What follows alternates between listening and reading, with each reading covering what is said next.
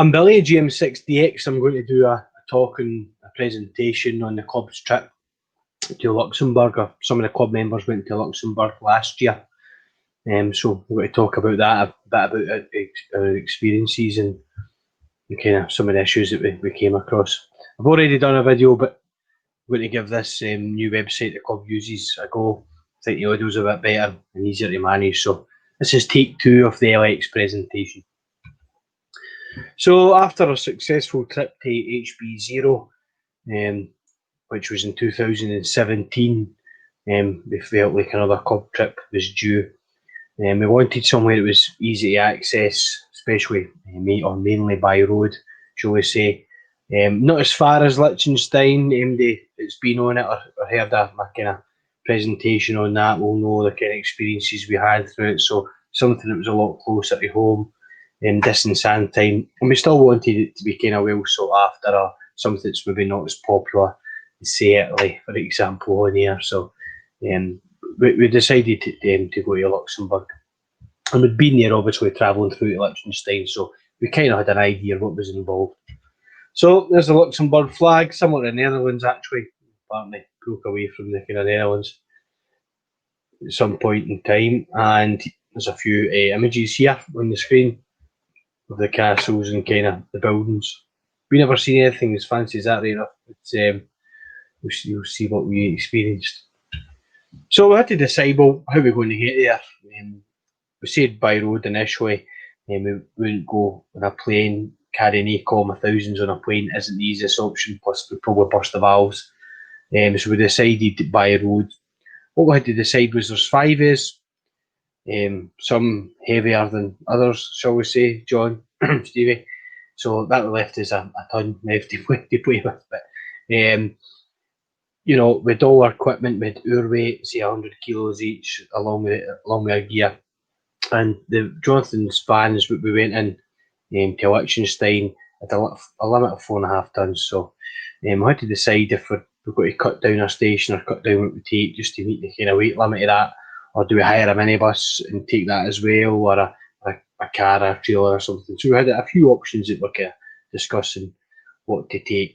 When we decided to wear all our equipment, we weighed the radios, the coax, the amplifiers, the antennas, our own cases. We weighed ourselves to ensure that you know, we'd be under the 4.5 ton. And that was one big part of the planning. You can see we hired car here and the ferry. Ferry costs weren't too dramatic, to be honest. We didn't change too much, even for the camper van, believe it or not, they weren't much in it. So they're kind of standard. They don't really change. So to weigh up the cost of the ferries, cost of the insurance for car, we need more than one driver. So we had to put that into kind of play. As well as that, what kind of available space where we got in the QTH. It was an experience getting the camper van back to Liechtenstein and going up to the QTH. So we had to think about that as well, you know, in the kind of overall planning. So we decided to go in Jonathan's camper van, but just restrict the stations. So it would be lightweight equipment, vehicles, or hex beam and 6 metre stuff. And we actually done pretty well. We were within the limits, even when fueled. So we decided Luxembourg. So whereabouts in Luxembourg? Well, if you look at the wee map here, you can see that it's a kind of northwest part, bordered with Belgium, and a place called Beschleiden. Why did we decide to go there? Purely because the house was in the Airbnb, and it was one of the only few places in Luxembourg that you could hire that wasn't a flat.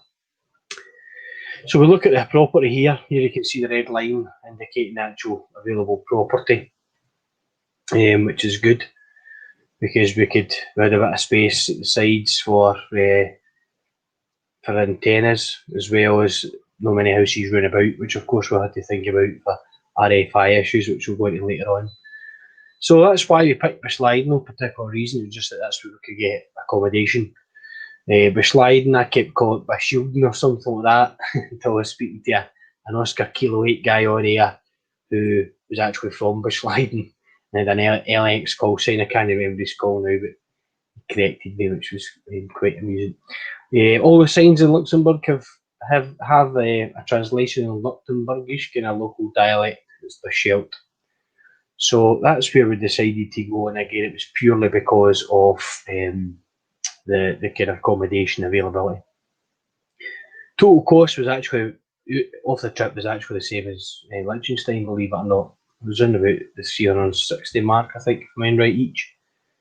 There wasn't much in it, so I think because we had the other car and more people, kind of shed the cost out a wee bit, but certainly this time there wasn't much in it, money-wise.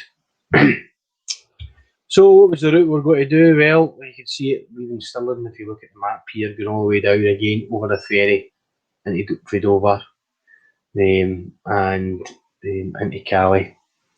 And the road back became Dunkirk. No, we didn't. We went to Calais, I think, if I remember, on the road back. So, but there was a few ferry options depending on the time. So Google says 13.5 hours. Well, there's my favourite saying about Google. We'll get a t-shirt printed with that because it's never right. The actual time was 19 hours from leaving to getting there. It's including the ferry time, obviously. One thing I'll say in this presentation, you might hear the odd swear word. Just industrial language you can probably be used to, but if you're playing this maybe beside the kids or that in the house, you might want to take that into consideration. So it hits the road. It's a nice photo of Jonathan's knee. I really like Jonathan's knee, actually, especially his right one. Look at that all day. That's why I took his photograph. Well, I ended up with that photograph, but that was the kind of Jonathan was driving along with Stevie, and we're kind of neighboured up with taking turns in the front. That was us pulling up at the Dover with border control. Basically, it was just a wee lassie with a yellow jacket on, checking the passports. But so a good bit of wee antique car there. We saw some quite a bit of traffic in the road down, but we actually made good time. We arrived and got the earlier ferry. We only waited about 20 minutes, half an hour, and we're straight on that ferry, so we couldn't complain. Got the classic breakfast on it, all you can eat breakfast. Good English breakfast. And that kind of tidied us over. So here's a wee video clip of Stevie in the road down. A wee interview we done at the time. Let's see what he's to say here. Philosophy. So Stephen, what do you think of the trip so far? No, it's been very good. Most of the people with us are very entertaining and obliging. Can't look players are so good. Look forward to the trip. New experience. Our pals, enjoy ourselves, put in contacts, and make some memories. Can I ask you, why did you not think it was appropriate to find your way to Axis? Still no answer to fight because I live in the new bedroom.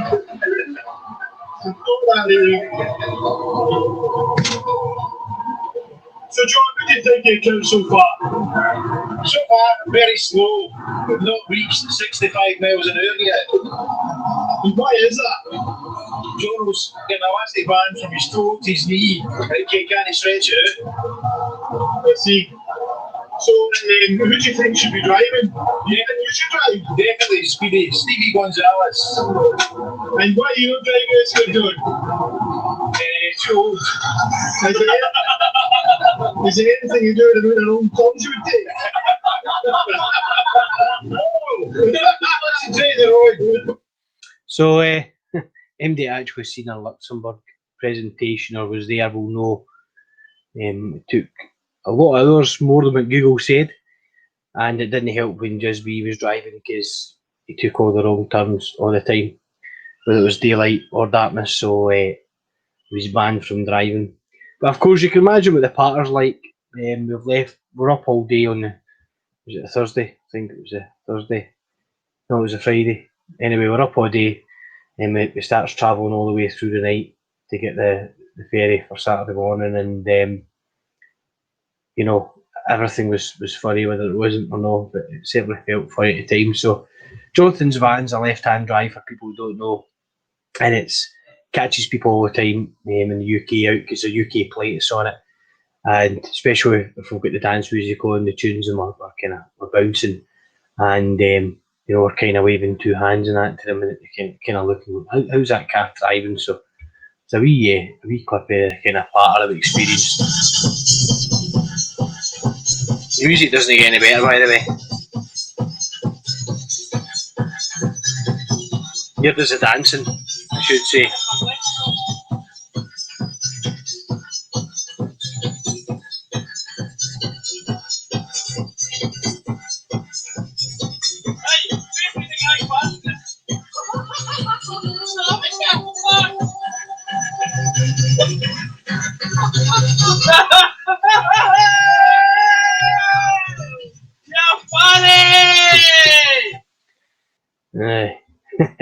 So it was quite amusing. Simple things kept us going. So we arrived Alcatraz, Cali. Actually, this time we didn't see any immigrants at all. There's no issues in the road over there. I think they've certainly tidied up their act. So no issues at all when we got there. So we ends up hitting the road. Typical Europe. You see kind of homemade trailers, homemade registration maps, minis. Any wee mini was broke down, and we passed this antenna. It was actually France. It's a 6-element cubical quad. I think it was 5 band, if I mind right. Some amateur there. So we'd seen him and we'd seen a few others.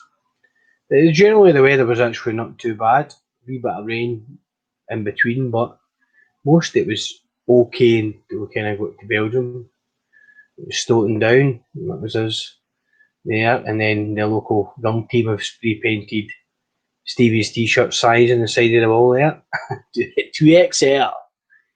Nice, printed that. There's a photograph of the rain into the Belgium. You see, it was kind of making the roads greasy. Took this photograph, which I thought was quite a really cool photograph out the window, actually, passenger window, obviously. And that was in France. I just thought, imagine being an amateur there and potential QRM off of that. So we're making good time. Just a wee bit of rain to deal with in between.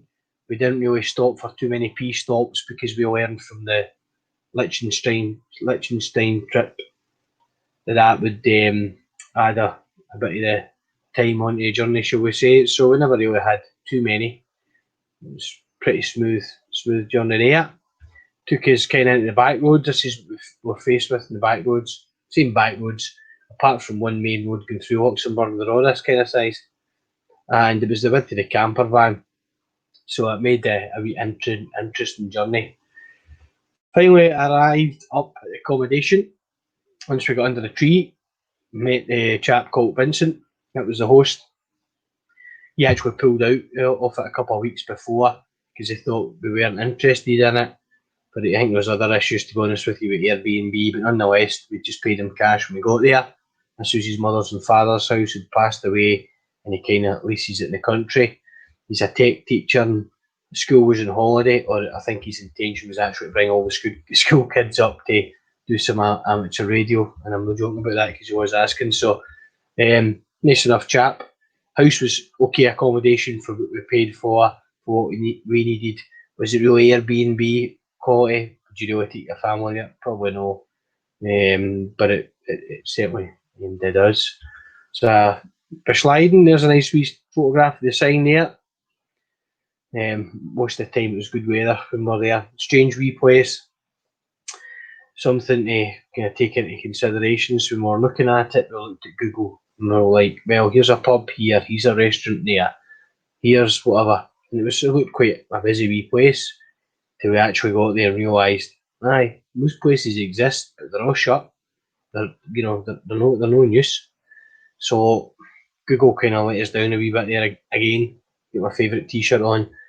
The only thing that was open was a titty bar. No idea why, middle of nowhere, but that was the only thing that was there. And enough tits in the house to go to a titty bar.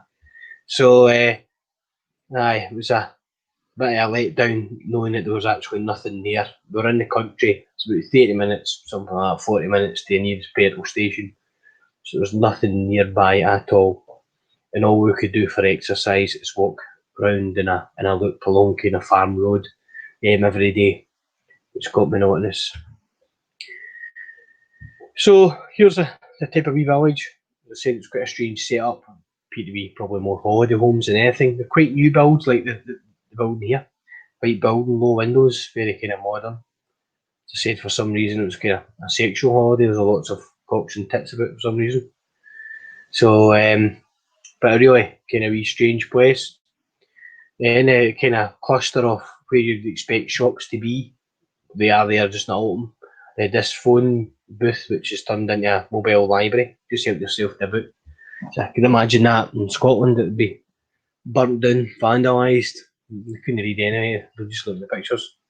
Quite religious, there's a lot of religious things going about, monuments, and there's also monuments relating to the war. As you can imagine, where you are in Central Europe, they were under German control for quite a bit, and they're quite thankful to the Yanks.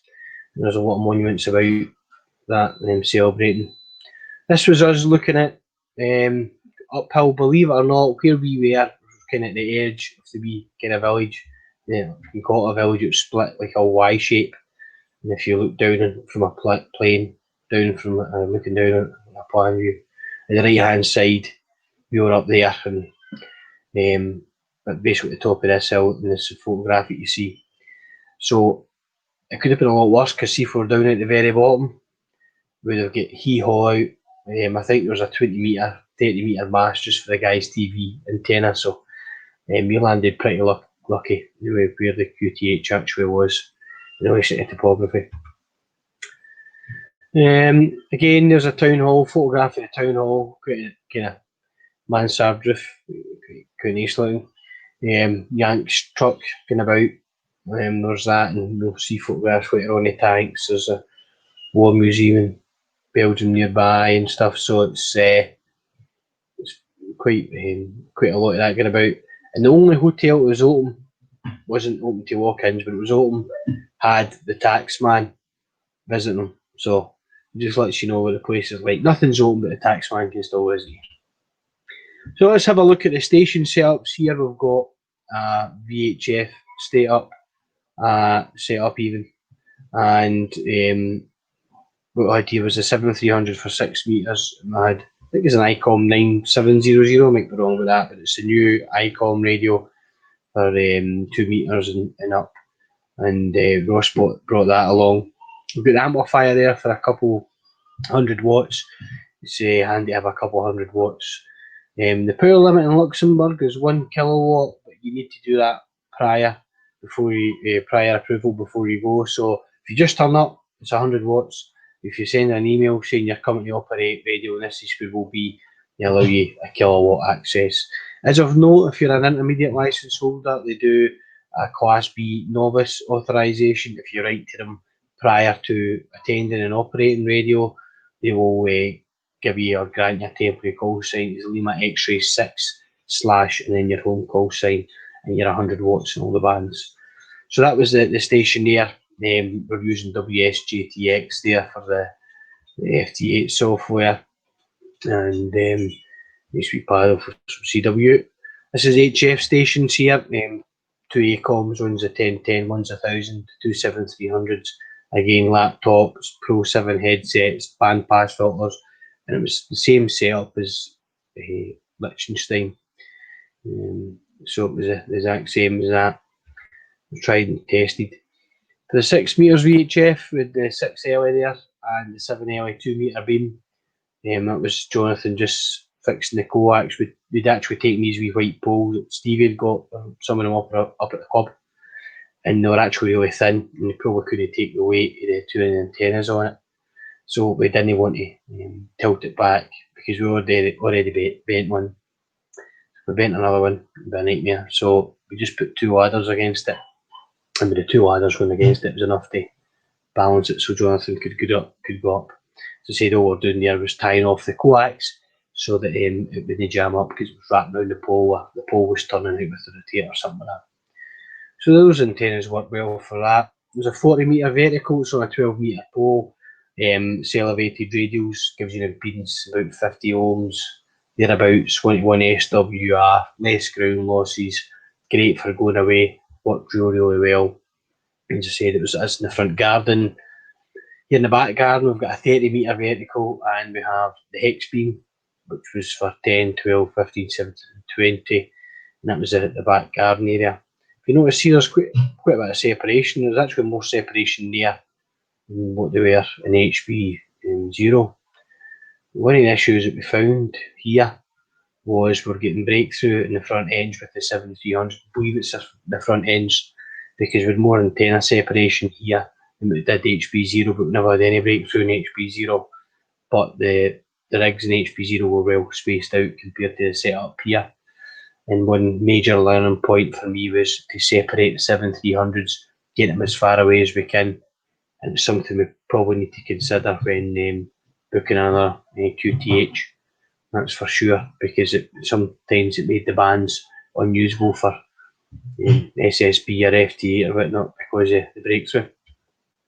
The video here of when we'd entered and walked up the drive. Let's have a wee look at this.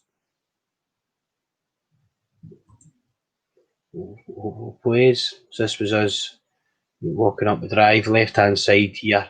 It's a barbecue that got used. We had a couple of beers and a couple of burgers. This was the 40 metre vertical. You can see it here just right in front of you, the elevated feed points. We used the guy wires as the radials, as guy wires even as well. It's fed up there, so it's a good 2 metres or so up off the deck, the feed point. So that was that worked out ideal. I think that was actually a 10 metre pole and a telescopic stand, if I mind right.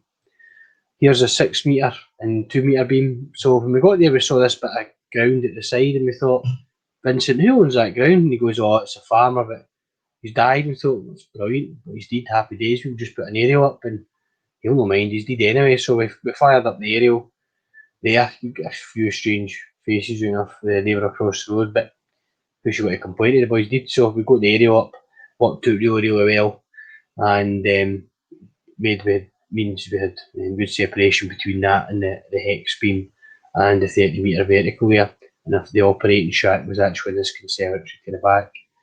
So definitely made the spacing a lot easier. Again, sexual theme for some reason. Here we go, there's a tit on here. It's the I4 tit. Somebody want to celebrate that they're gay. There's a FUD on here. YG3 FUD for clarification. So aye, sexual feelings. Here we go, there's a photograph with a boy in the middle here called Mitch, LX1KQ, which is private plate. You've seen his car, he came up for a visit just so he could give the leaflet. It's actually a book. He's the kind of president for the equivalent to the LXRSGB. Came up and played a wee bit of radio waves, chewed the fat, said hello, and worked a new DXEC for himself, so it was alright.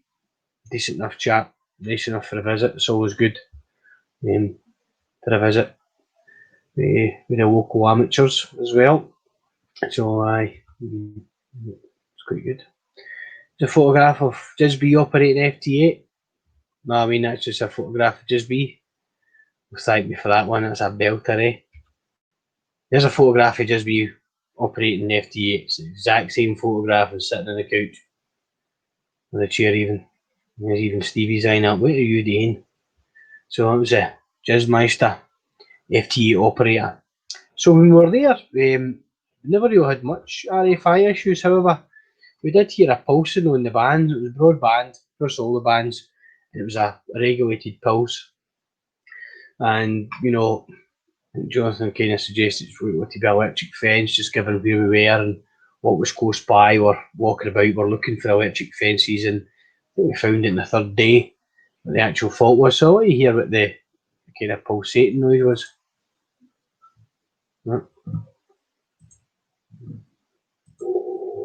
Yeah.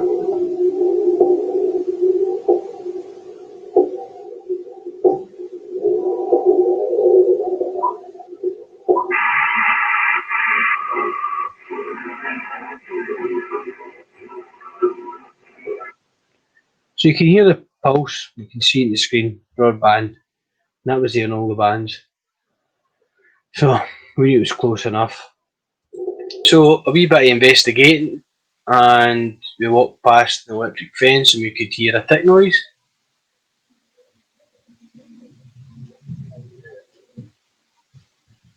Constant ticking. And if you look closely, you can actually see the insulators broke down with the wire, and you can see the spark. If you look right between the wire and the insulator. There you go.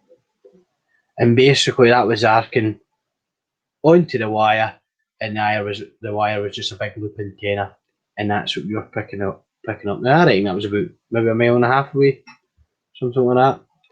And that's what the noise was. So we thought, right, happy days, just disconnect the DC battery. It's an inductor, it charges and discharges. That's how these things generally work. However, we've seen this earth wire. Well, it was the thickness of the earth wire, and it was coming out of a garden hose. And the garden hose went under the road to a nearby barn, and it was just wrapped round the wire. So we phoned Stevie to see if he could come down with the pliers to give us a snip for us. Because we weren't touching it, but we just decided we were leaving that, or we'd end up getting blown up, I think. So that was a learning point. It was good that we managed to identify what it was. Even in the middle of nowhere, you still got a bit of RFI. But it was wasn't too problematic. The filters in the 7300 could deal with it. So photograph with all the guys. There's Stevie, GM2TT to the left. There's John, MM0JZB, Jonathan in the middle, MM0KG, then Ross, MM0BT, and then myself, GM6DX. Yeah. Bands were pretty poor. We made roughly about 5,200 something like that QSOs. Most it was in data modes, believe it or not. In fact, without the FT8, without 40 meters, we wouldn't have had much. And that's the kind of main thing that annoyed me was you go there in the middle of nowhere, all you've got is the radio. If the radio is gash, what else can you do? And now there was very limited. So it's with the pubs and whatnot been shut. Not you go away, get steaming every night, but it'd be good just to go away and get your dinner, get something to eat, and break up the kind of the boring radio. But we had some good runs, a couple in 6 meters and whatnot. One of the best contacts I think was on 2 meters, Echo 72 uniform, and it was 2 meter 144 megahertz or thereabouts, whatever it is. Meter scatter MSK 144. Never done that before. Guy asked us could we do it as a sked, and we just pointed the thing towards Stuttgart Airport. I think it was Stuttgart Airport anyway, and we just transmitted more bouncing the signal off a plane. Now we were only running about 70 watts, 75 watts tops on a 7 early, and we managed to work Echo 72 uniform. He was over the moon, as you can imagine. When you start using frequencies like that, they become more rarer. So you know, London X-ray, Lima X-ray for him was a new one. He was over the moon. We were over the moon. It was the first time I've done anything like that, and it just shows you with a wee bit of time in your hands, you can mess about and work some interesting modes. That there is the photo of Jonathan's kind of garage as it were in the camper van. You'll see it's full of gear. Take a wee note, that's only half full. That's when we started packing everything up on the Friday night. We were travelling away on the Saturday, and we left one or two things out for the Saturday so we could play a wee bit of radio in the morning. So there's a wee video here just for leaving. Again, the weather was great. We got a morning dew in the window, but hear a wee bit of cursing here. But this will let you hear what the part was like in the road home. Yeah, and you like me.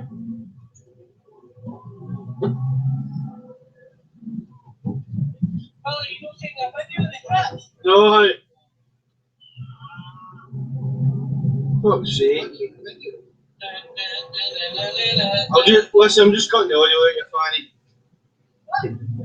Yeah, I like me.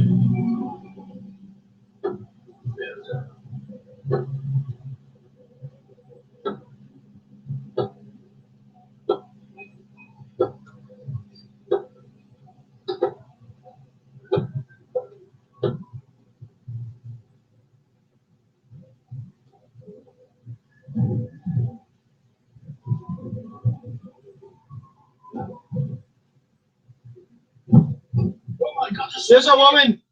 There's a woman. She's the manager. Oh my goodness. Jesus loves me. Yes, I know. Wait on digging me. Wait on digging me.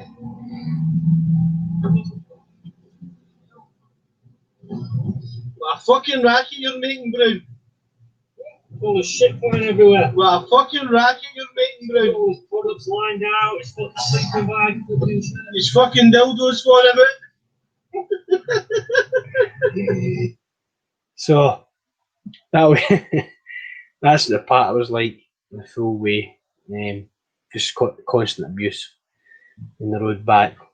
Cracking day, good day for travelling. Good weather. We left early in the morning. Again, there's a photo of the kind of tank there. Call that the Grangemouth mobile bus. That's what we need to get about Grangemouth, one of those things. There's quite a lot of war memorial stuff in the passing. They're quite big on it, obviously, with the museums and whatnot when you're close by. So if you're ever out that way, I think probably make time and go on and see it. If you're ever on holiday or travelling through it, let's just sit parked up at the cross. So as we get making good time, kind of came into a traffic jam. Going, what's going on here with this? Came to a standstill. It turns out some woman did get sconed with a car and she was dead, but inconvenience, to be honest with you. But we're sitting there, not going anywhere, and folk were out there, but she's clearly dead. So I thought, could be driving about her, get on for the ferry, but we had to sit and wait. So whilst we're sitting there with the tunes on, and all the kind of people parked up round about, we're all out dancing, and we'll show a wee clip of what that's like. Nice close up of my boy.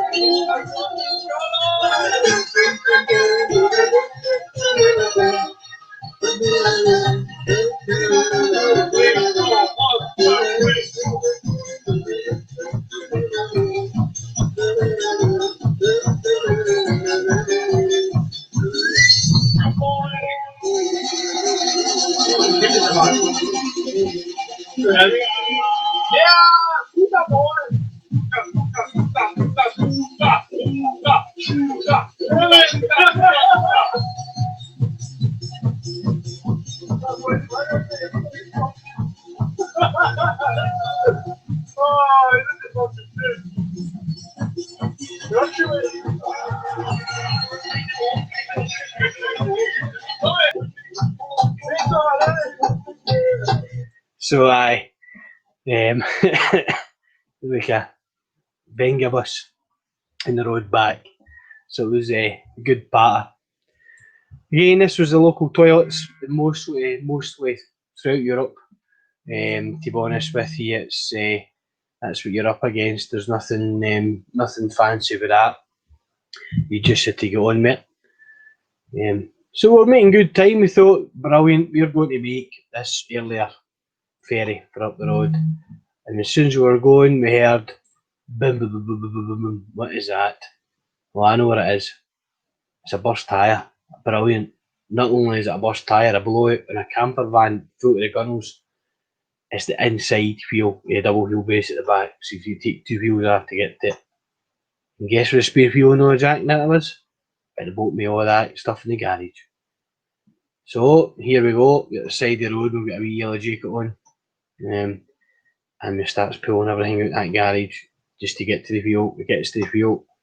Right, we thought, couldn't you get the nuts off, or scaffy pulls, or get hammers to try and get the nuts off, finally get the wheel off to a bit. And we realised actually the jack's too wee, so we're putting the jack underneath the actual axle and we're pulling it up full, and because you've got it up full, you can't hit it with a hammer, can't get it off, because the full thing will fall off the jack. It's just an absolute nightmare, but you know, 40 minutes or something like that, and we finally gets it off and over and swapped over. it meant me to be gingerly in the road up because there were no other spares. I think there literally cars going past at 120 mile an hour, and it was quite dangerous to say the least. So I thought we should manage to survive that. However, bit of inconvenience again. Put us off time for meeting the earlier ferry. We got there at Cali lot, and this was us going on to the ferry on the road home. Calais. It's a turtle for some reason, just in case you want to wave to a turtle. Ross was waving to a turtle, he liked the turtle for some reason. So that was us. Nice weather, straight on, cruising. Good, made good time. Bit of a strange place, Luxembourg. Don't know if I'd go back. Kind of strange people. It was a good enough trip. It's a good enough experience again. A couple of learning points to cover, but I don't know if I'd go back. I liked HB0 better, I liked the sceneries, but that was just too much travel. So it was certainly an experience. If you're passing through, it was certainly spend a day or two and play a bit of radio, but I don't know if I'd go back as a kind of another trip. Let's look at some of the statistics here. Then 10% was Republic of Germany.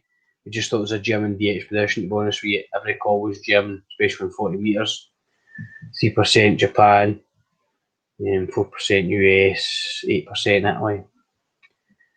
Here's the total, well, out the total QSOs. 40 metres, just about 2,200. As I said, see if we never had 40 metres in data, especially FT8, we wouldn't have made many contacts because the bands were not great at all. We made about 50 or something like that in 12 metres. About 150, 160 in 2 metres, and about 706 metres. Since we could go in 6 metres. It wasn't open all the time, but when we did have openings, the boys were on that. So that was quite good. Let's have a look at the map here. That's a 2 metre map. So you can see a wee bit of DX. What to remember, we're only using 70 watts max. You know, most of the time it was less. And the 7 Ls for 2 metres. So it's not really a big setup. And if you look at the distances involved, it's pretty good going. And the ICOM, I say USU there, but the ICOM U radio 2 metres certainly worked well. Here's a kind of balloons for 6 metres, a point of balloons operating 6 metres. If we look at the kind of DX here in Africa, a wee DX on 6, I think it was Ego 30, is it? Fed up working that, worked on every band. So that was about 6 metres there. There's a 40 metre map again, just plagued the world, 40 metres. Absolutely everywhere in 40. Saved the day. So that's all, folks. As I say, a presentation talk on our LX trip, second one. Using this new website, it seems to work all right, hopefully. Learning points, Google Maps. Got to be very careful about the premises that are open.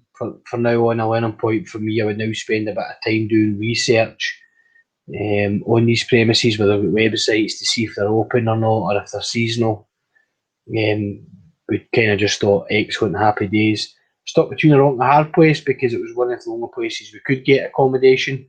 It wasn't a flat, especially in Luxembourg, so we really had to take it. We looked at it, there was a bit of space for antennas, so that was the main point in going the trip in the first place, was to play radio. It was just a shame that we're kind of sold short a wee bit in relation to the premises nearby. The second main learning point was the 7300 front end. It needed more spacing out than what we had. Even though the antennas and the bandpass filters were still not enough in it. HB0 had one up the stairs, down the stairs, and one in the other rooms. We hardly had any breakthrough, if any at all. That's a must. I think doing that again would probably put a 7300 in the garage or something over there, just so we can separate it. So hopefully you enjoyed the wee presentation. If you have any questions, you can drop my wee email, and thanks for your time.